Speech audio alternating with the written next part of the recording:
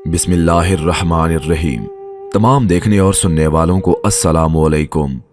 दोस्तों, एक शराबी के यहाँ हर वक्त शराब का दौर रहता था। एक मर्तबा उसके दोस्त अहबाब जमा थे।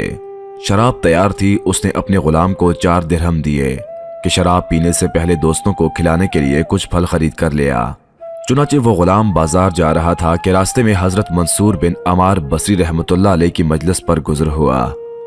वो किसी फकीर के वास्ते लोगों से कुछ मांग रहे थे और फरमा रहे थे कि जो शख्स इस फकीर को 4 दिरहम देगा मैं उसको 4 दुआएं दूंगा। चुनाचे उस गुलाम ने वो 4 दिरहम उस फकीर को दे दिए।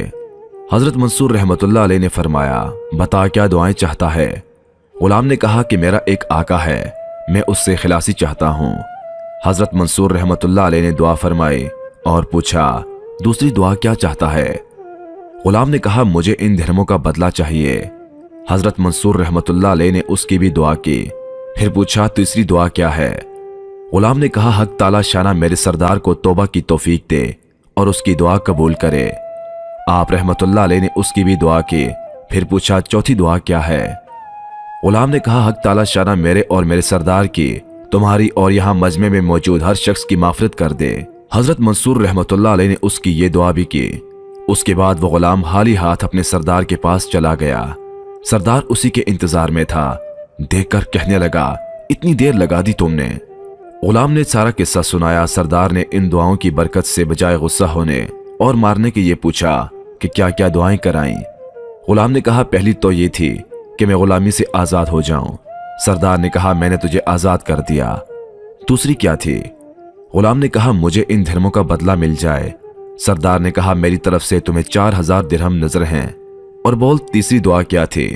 गुलाम ने कहा, हक ताला शाना तुम्हें शराब वगैरह फस्क फजूर से तौबा की तौफीक दे। सरदार ने कहा, मैंने अपने सब गुनाहों से तौबा कर ली। चौथी दुआ क्या है। गुलाम ने कहा, हक ताला शाना मेरी, आपकी, उन बुजुर्ग की और सारे मजमे की मफरत फरमा दे।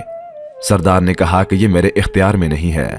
चुनाचे रात को सरदार को ख्वाब में एक आवाज सुनाई दी, जब तूने वो तीनों काम कर दिए जो तेरे इख्तियार में थे, तो क्या तेरा ये ख्याल है कि अल्लाह वो काम नहीं करेगा जिस पर वो कादिर है। अल्लाह ने तेरी, उस गुलाम की, मंसूर की और उस सारे मजमे की माफरत कर दी है। मोहतरम अजीज दोस्तों, इस वाक़ये से साबित होता है कि सदका बायस निजात भी है। अल्लाह पाक हम सबको सदका करने और अपनी जिंदगी को ऐन इस्लाम के मुताबिक बसर करने की और जो हमसे गुनाह हो गए हैं उनकी माफी मांगने की तौफीक दे। आमीन सुम आमीन। हम उम्मीद करते हैं कि आपको आज की ये वीडियो पसंद आई होगी। वीडियो पसंद आने की सूरत में इस वीडियो को लाइक करना और अपने दोस्तों के साथ शेयर करना मत भूलिएगा। और मजीद ऐसी वीडियोस देखने, सुनने और जानने के लिए हमारे और आपके अपने सब्सक्राइब करते हुए साथ मौजूद घंटी को जरूर दबाइएगा ताकि मजीद ऐसी वीडियोस की नोटिफिकेशन आपको मिलती रहे। अल्लाह पाक आप सबका हामी व नासिर वस्सलाम।